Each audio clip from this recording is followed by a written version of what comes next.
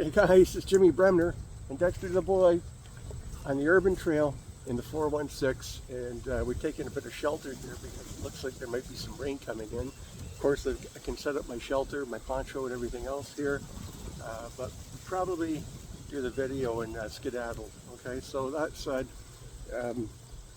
Dexter today is carrying his pack, right? So he has food, he has snacks.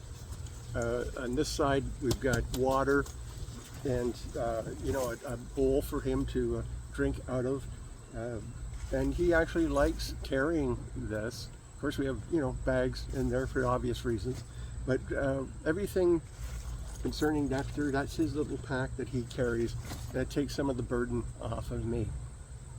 Dogs like Dexter, the bigger power breeds, they're used to carrying weight, and it doesn't bother them. They actually enjoy it, right? They actually enjoy having a job to do. They're so proud of themselves when they're doing that job. So that said, okay, I'm going to talk about a little bit about things that you hear that maybe can help you, maybe not. Moss grows on the north side of the tree. Well, not always. Okay, it likes a damp, shady environment, right? And it can grow on any side it pleases to do and crawl up the tree. That said, what you need to do is look at the tree, the top of the tree. If most of the branches on that tree are pointing to the south, like one way, that would indicate south to get the most sunlight, and then you pair that up with your moss and you've got your north-south line. That said, a compass, like even the simplest button compass, is the best thing that you can carry to determine the north-south.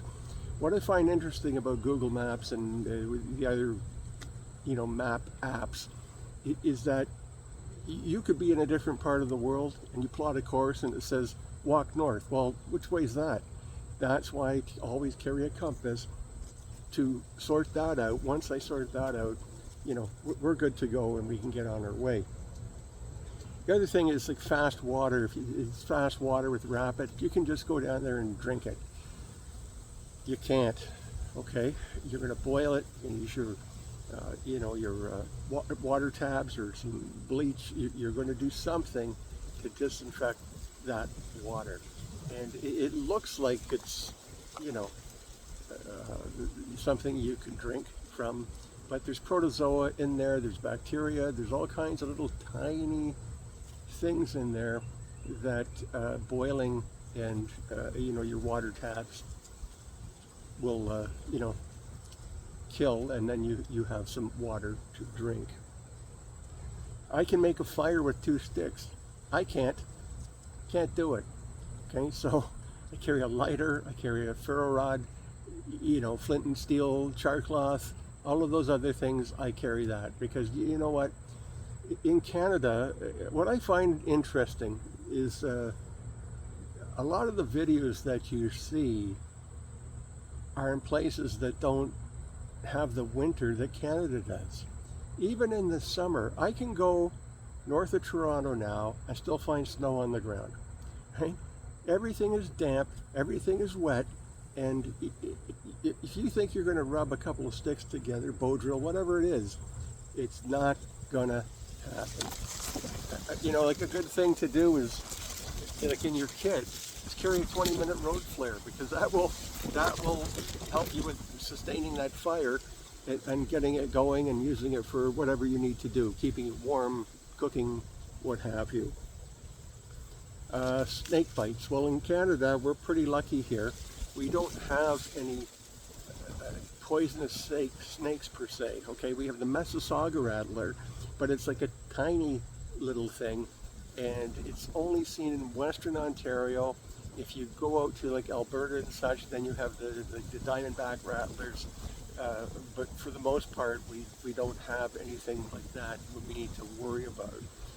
A non-venomous snake will still bite, okay, and it's not bad, like it doesn't hurt really, but you'll know you got bit, right? So the reality is, if you're bitten by a snake, you got to get to the hospital ASAP.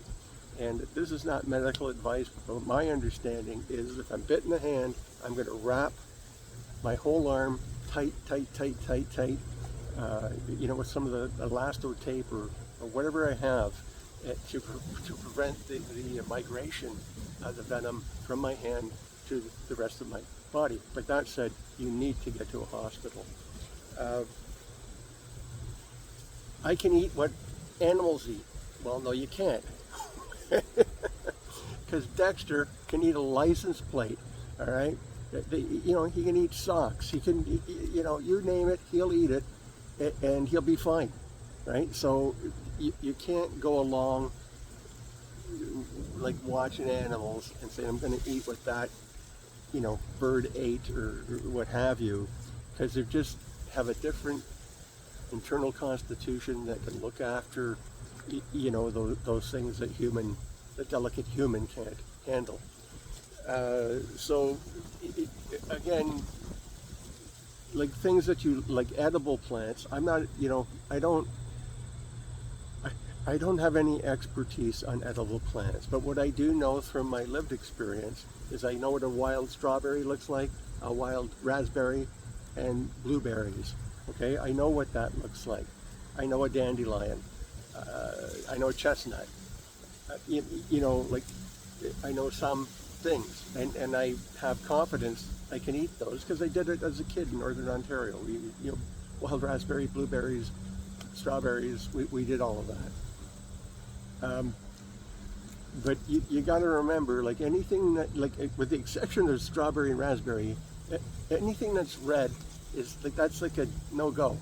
Okay, you'll see lots of plants with little red,